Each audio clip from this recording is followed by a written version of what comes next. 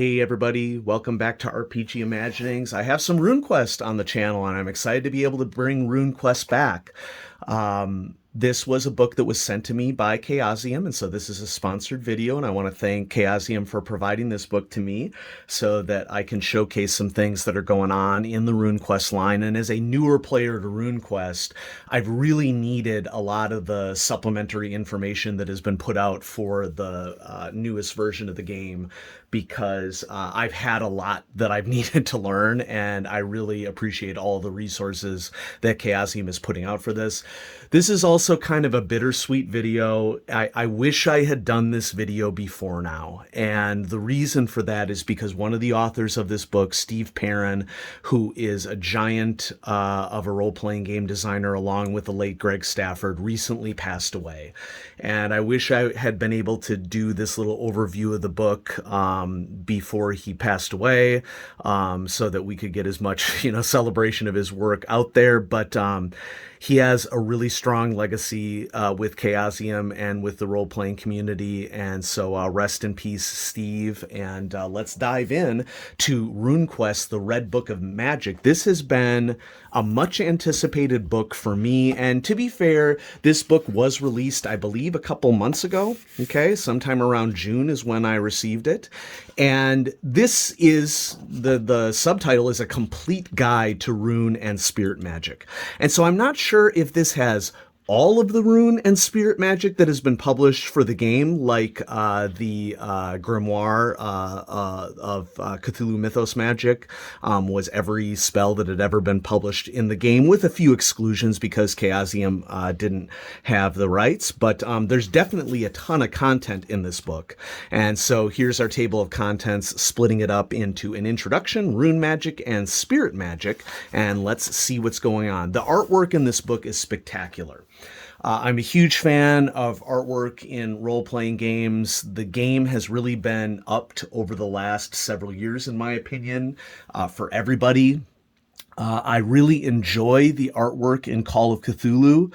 I enjoy the artwork in Runequest even more. And I don't know if it's a style difference. I don't know if the fact that this is a literally colorful and vibrant world, but I just love the art pieces that have been produced for these books. So the introduction talks a little bit about what magic is, and I always love these sort of in-universe descriptions of what's going on. So here we have Heferone's statement of magic, and it talks about typical stuff that you would expect in role-playing games, like what is the terminology for spells, how does everything work, what are some tips on things. And this is a really important chapter for me as a new player, because magic doesn't occupy the same headspace that magic occupies for where many of us started role-playing games, Dungeons and Dragons. Magic is much more inborn to the world, especially since characters in Runequest, everybody can access magic right away from the beginning of the game. And so for me as a newer player, reading into this has been really useful, because if you're coming from Dungeons and Dragons or one of those other games, the perspective on magic is very, very different, because the world of Glorantha is so much richer and so much more developed. And I would argue the core of it is spirituality in Glorantha, and understanding the way in which that spirituality and culture feeds into magic is a critical thing, and something that I love greatly about the game. So next chapter is definitely the longest chapter of the book. It's the Rune Magic chapter, and it not only gives the basic details about what rune spells are, rune spells being the more powerful spells in Glorantha, that you are tapping into specific runes in order to be able to cast them. There's a little sidebar here on devising new rune spells, and then we just dive into it. And this is a huge section. It goes from page 11 I marked off a piece of art here because this is just spectacular art. And I not only love this art because of its appearance, but it also gets this nature that, you know, music is intertwined with culture and people all sitting around a fire and communing with deity in Runequest. I think that it's just really on theme. And so I marked off this page just so that we could see some examples. But I also like the use of symbols in this book, which is in the core book as well. And these symbols reference what specific runes are attached to a particular rune spell. Some of them are more general and are available to everyone. Some of them are attuned to specific runes. And as we continue on here, the Rune Magic section of the book goes all the way to page 104.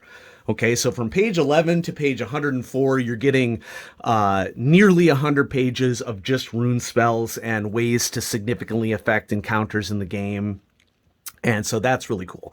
Spirit Magic is the final chapter, and I'm not well versed enough in Runequest to know whether this is a comprehensive list of Spirit Magic. It's a shorter chapter. Remember, Spirit Magic is something that every character in Glorantha has access to.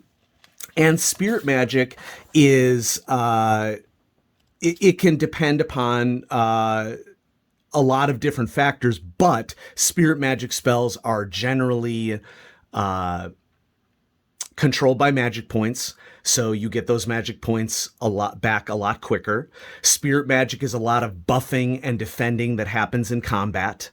And Spirit Magic spells are on the whole a lot weaker than Rune Magic spells. But we have a list of the Spirit Magic spells here, and of course some of these are Spirit Magic spells that are common to everyone, and some are Spirit Magic spells that you have to learn by interacting with particular temples in Glorantha.